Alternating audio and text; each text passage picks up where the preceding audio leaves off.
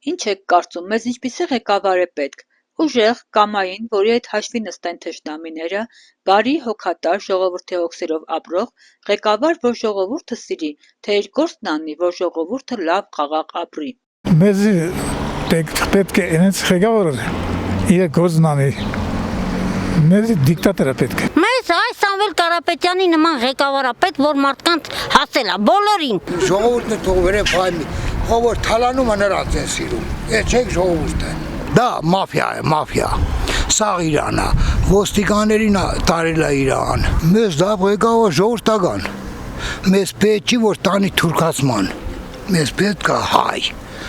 Մեր բաբերը որ փախել են,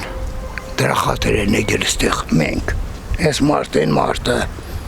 դա պետք է հասկանան։ Ես էլ նրանց թորներից եմ, չէ։ Գարի ղեկավարներն էլ որ սկզբից ասում են ես լավ եմ, հետո որ տեղը լավացնում են, արդեն դառնում են որպես վատ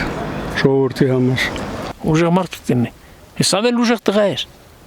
Դու գիտեք քանի հազարոքի իր ձերի տակ աշխատում է Ռուսաստանում եւ ինչքան մարդիկ աշխատավաստանում Սամվելի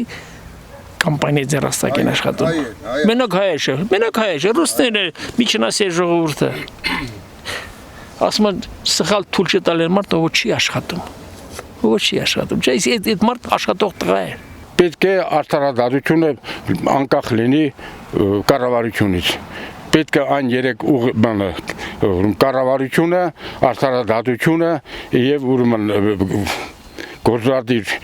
իշխանությունը պետք է համատեղ գործակցեն։ Ոչ թե լսեն միայն կառավարությանը, մնացած անտեսեն։ Դրա համար առաջին պետք է լինի արդարադատություն, օրենք եւ օրենք։ Դա այս ընտրությունները շատ կարևոր են։ Մենք պետք է կարողանանք այդ ընտրություններին ամեն ինչ ներդնել, որ հաղթել։ Ով հաղթի։ Կարապետյանով։ Իսկական քրիստոնյա։ Ազնվությունը պաշտպանող, վախ չունեցող, կյանքը նվիրող հայրենիքին։ Եթե տան տղամարդ չի, իր երեխաներին կենթարկվեն այդ մարդուն։